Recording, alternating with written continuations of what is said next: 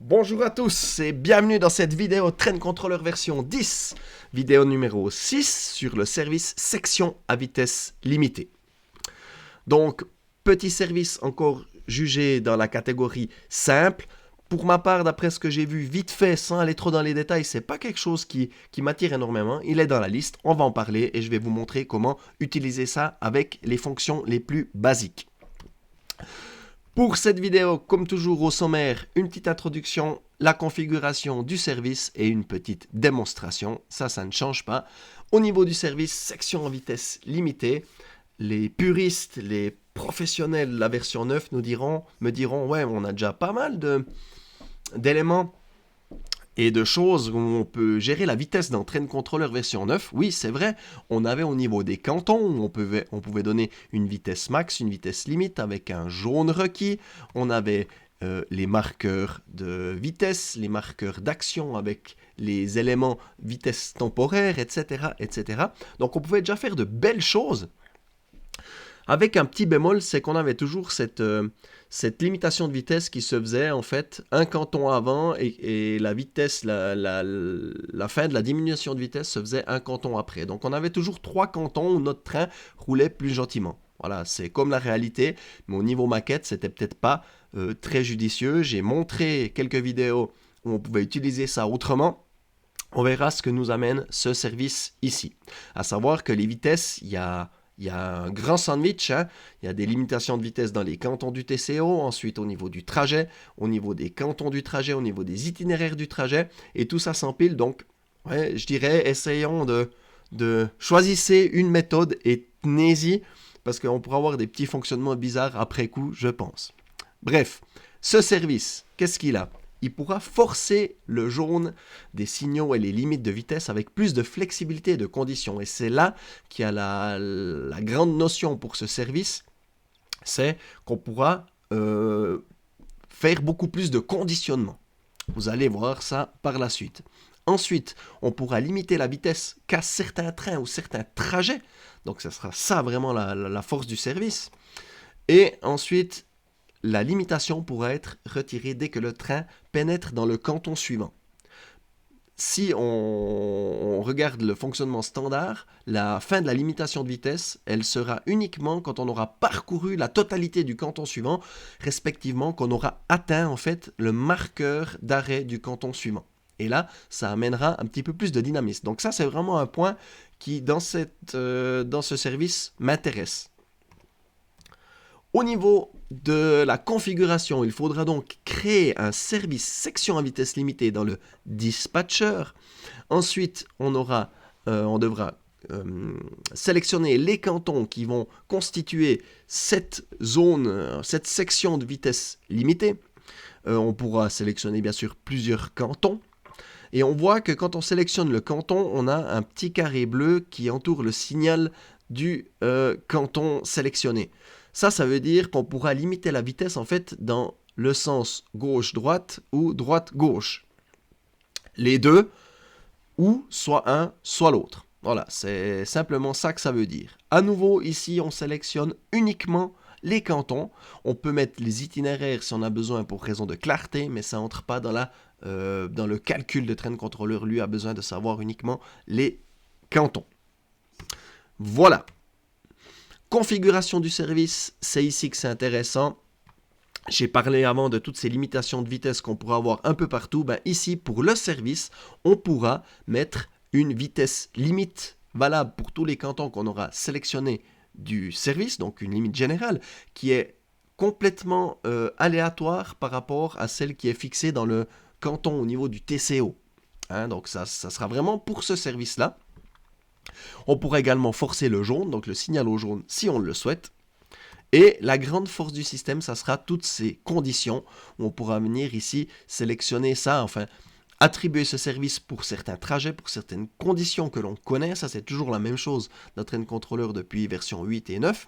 Mais avec les trains, c'est un petit peu ça qui vient amener la grande flexibilité, c'est qu'on pourra ici travailler sur des groupes de trains, des véhicules, des descriptions de trains et j'en passe. Donc les possibilités sont vraiment énormes à ce niveau-là. Au niveau des règles, c'est simple ici, il n'y en a qu'une. Retirer la vitesse limite à l'entrée du canton suivant, c'est ce que je vous disais avant.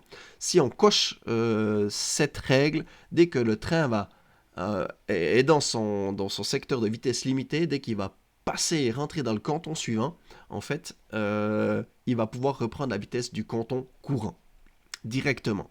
Si on ne met pas cette coche, on aura en fait... on va attendre de parcourir le canton au complet jusqu'à arriver à la hauteur du marqueur d'arrêt, comme ça se fait en standard. Au niveau des règles de trajet en automatique, donc pour que ce service soit reconnu par le trajet qui fera rouler votre train en automatique, il faut bien sûr que la règle dans les services section à vitesse limitée soit cochée, sinon il ignorera cette règle pour ce trajet en conséquence. Voilà, petite démonstration. Du coup, je reprends mon petit SEO ici que j'ai fait pour les vidéos précédentes. On va venir ici dans service, créer un service section à vitesse limitée qui est là. Je double-clique dessus, je viens y mettre dans général un nom. Section vitesse limitée. Je suis hyper inspiré pour les noms, je sais.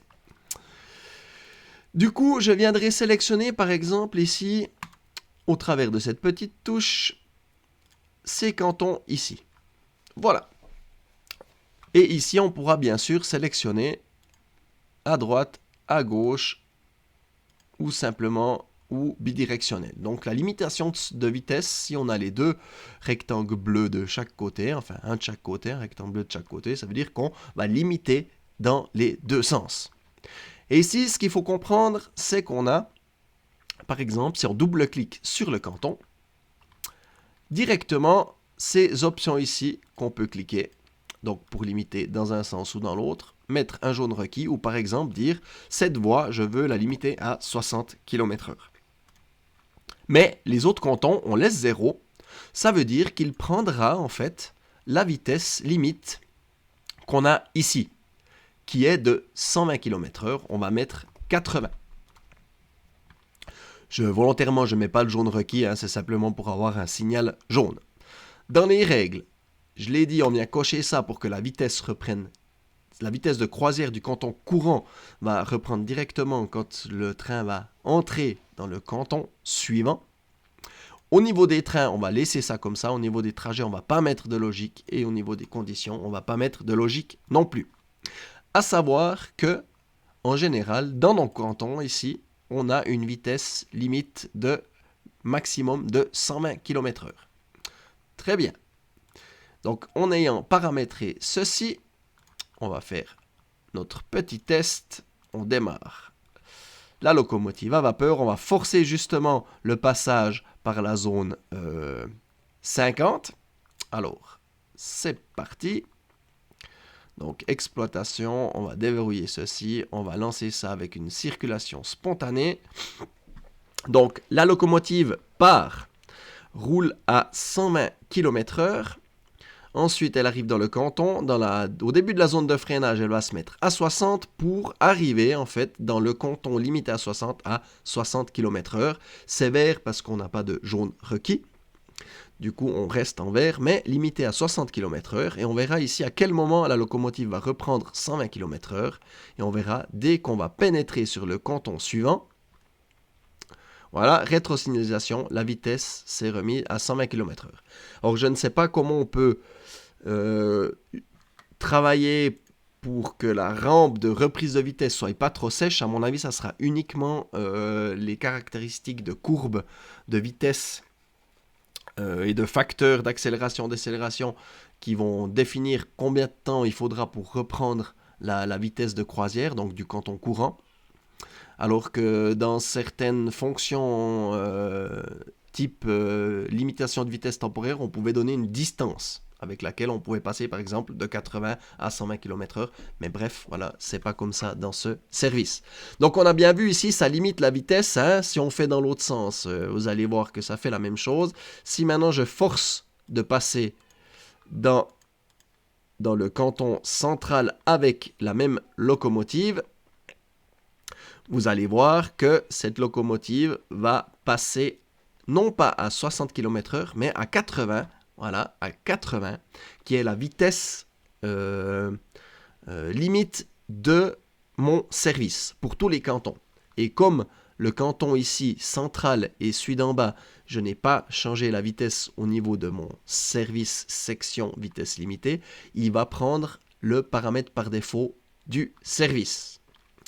Voilà, très bien pour la petite démonstration. Maintenant, si on se remet en mode édition, on va encore montrer ici, par exemple, en disant, voilà, ma limitation de vitesse ici se fera uniquement pour le train pendulaire. Donc, pour cette locomotive ici, ça veut dire maintenant que si je redémarre mon simulateur, je démarre ma petite locomotive de manœuvre, vous allez voir que normalement, le service ne devra pas agir sur la vitesse. Donc, on voit bien que la locomotive maintenant va traverser ce canton sans limitation de vitesse. Avant, elle a limité à 80. Ici, elle reste à 120 parce que ce service est lié uniquement à ma locomotive qui est ici en bas. Et si maintenant je démarre cette même locomotive, vous allez voir que elle va être limitée à 80 parce qu'on a limité le canton central ici à 80.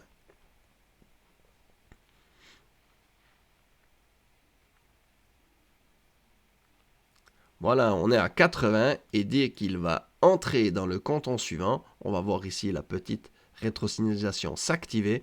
Vous allez voir que la vitesse va repasser à 120 directement. Voilà, ça a été activé, c'est repassé à 120 et ça fonctionne. Très bien. Donc là, c'est avec la circulation spontanée ou avec autotrain. Avec un trajet, c'est la même chose. On pourrait très bien ici, vite fait encore pour l'essai, on a 12 minutes. Prenons le temps de faire un trajet. Donc trajet numéro 15. On va mettre ça, trajet vitesse limitée. Voilà, très bien. Au niveau de la règle, on va enlever ceci. On va laisser le reste comme ça. Et ensuite, on va sélectionner ici les cantons qui nous permettront de faire ce petit essai. Voilà. Voilà, celui-là. Celui-là d'itinéraire, je ne le veux pas. Je veux que celui-là, c'est parfait. On va prendre aussi ces cantons ici. Sans cela, ce canton ici avec cet itinéraire, mais pas celui-là. Même chose ici. Hop. Ça a l'air d'être une nouveauté aussi quand on sélectionne un itinéraire. Dans la version précédente, ça arrivait des fois qu'ils sélectionnaient le mauvais pour on devait venir manuellement ici le chercher. Ici, il nous propose toutes les solutions et on peut aller enlever celle qui ne nous convient pas. Assez intéressant. Ok, très bien. Et on va faire ici, bien sûr, départ, arrivée. Départ, arrivée. On a créé notre petit trajet. Parfait. On enregistre. On va tester uniquement avec la locomotive qui aura la limitation de vitesse. Si je reviens juste dans le trajet, dans les règles, juste pour visualiser ceci, on aura les règles de service. On a bien le section à vitesse limitée qui est activé. Donc, il devra prendre en compte ce service de limitation de vitesse. Si on décoche, on n'aura pas de service de limitation de vitesse. Donc voilà, les possibilités de conditions deviennent de plus en plus poussées. Très intéressant, mais attention à ne pas s'en mêler les pinceaux, c'est le risque. Je démarre mon simulateur. Je démarre maintenant mon trajet.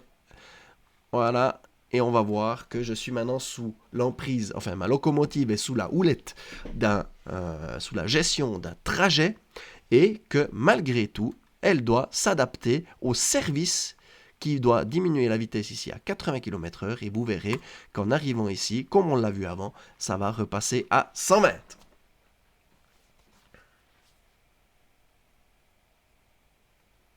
Voilà. Donc on voit bien que notre service fonctionne. et sous la gestion d'un trajet. Parfait. Du coup, on en arrive au terme de cette vidéo. Donc, encore un petit service simple qui est une limitation de vitesse. On a vu comment on le met en place, quelques fonctionnalités simples, comment ça fonctionne. J'espère que ça vous a donné des idées et que vous allez pouvoir, que ça va vous aider à intégrer ceci sur votre maquette. J'ai plus qu'à vous donner rendez-vous dans une prochaine vidéo. Allez, bye bye à tous. Ciao.